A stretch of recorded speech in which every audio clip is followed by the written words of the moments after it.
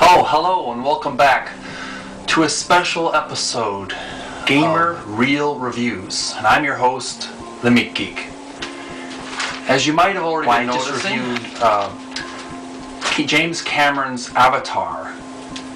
In the previous video, you may have seen a brief overview of what the movie was about and what I thought about it. But as you probably aware of, this is filled with spoilers. So I have to warn you, if you have not seen the movie yet and you're about to see it, please do not see this video until after you have seen it, because I'm going to sip on a cup of water here and relax. And this I have an unscripted description of what I felt about the movie, what I liked. As you know, I saw the movie, I loved it, and if you're wondering what I'm wearing the special 3D glasses that I wore on December 18th, 2009, on Friday, in Canada.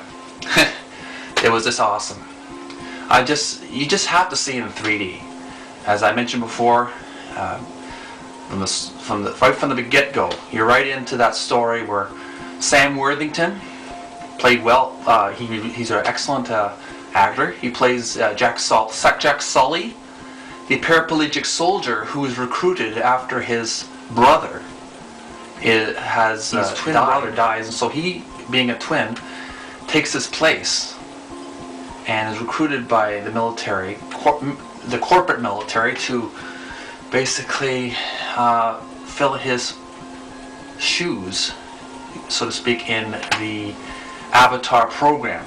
In the Avatar program, what it is basically, the virtual reality matrix, Tron, for lack of a better word, connection, where your mind is connected with genetically engineered human, half Na'vi, these native indigenous species who live on the planet, so they can intermingle and socialize with the Na'vi people. So of course, Sigourney Weaver, you gotta like her. She was in Aliens. I enjoyed her in Alien and Aliens. She's the head scientist who reluctantly takes him in. Of course, we know how things went with Sigourney Weaver first plays Grace, and Grace. Of course we know how Colonel Quaritch, the villain, as well as the corporate what's his name again? What was his name again? Oh yes, Selfridge. He wants a recon mission. It's to spy on the people and to report to Colonel so they can find the weaknesses and either drive them out of their land or wipe them out. I loved it when Jack Sully first wiggles his toes for the first time. He's getting to his body, he's jumping around with his new tail, and if I was crippled for such a long time, I'd be jumping around too, like him. So he's really enjoying himself. And then he gets into this environment, and of course he gets into a bit of a bind with all those beasts in the jungle. I liked how falls in love with that Near Terry character. She was played by Zoe Saldana. I don't know about you, but I noticed she's very beautiful as that exotic alien girl. I've noticed, didn't you? I don't know what you think. Appreciate comments. Don't you think she kind of looked like Beyonce? I thought she did. The way her facial features and the hair, it just reminded me of Beyonce. And Beyonce is one of my favorite artists, so I just found that remarkable how she looked like that. Of course, there's elements of, besides the Matrix and Dances with Wolves, seeing it a second time, I noticed that there's sort of an element of Star Wars, Empire Strikes Back, Return of the Jedi, where Jack Sully becomes a hero, almost the one, you could say, almost like a Moses hero character who delivers the people from the villainous corporate. I noticed how he's a reluctant hero. He switches sides. I noticed this in the movie Dune. If you noticed, same idea. Muad'Dib, he was sort of the hero of the Arrakis people, and he was an outsider who comes to the people, the native people, to deliver them from oppression. And I found that interesting, same kind of theme. And also that idea of how Death Star plans, you know, just when that big ship was going to bomb Tree of Souls, where all the minds were transported. I found that interesting of how they could transplant their minds, save Grace's life by transplanting her Navi body, but it didn't work for her. She got uploaded into the tree. I found that kind of interesting. So she became one with the tree. It's almost like she was, she became part of the computer memory, you could say, in a biological way. But back to what I'm saying was familiar. I love that tension where you see the big ship coming closer and closer, the big shuttle with a big bomb payload going to bomb the Tree of Souls, and they're getting closer and closer, and the huge helicopters are coming, and guys with body armor and the Navi people are coming toward them, and they're fighting valiantly because they've been inspired by Jack Sully's character, the Torak Maktu, I believe that term is called, the Last Shadow, with this big orange dragon mount. I was pretty exciting.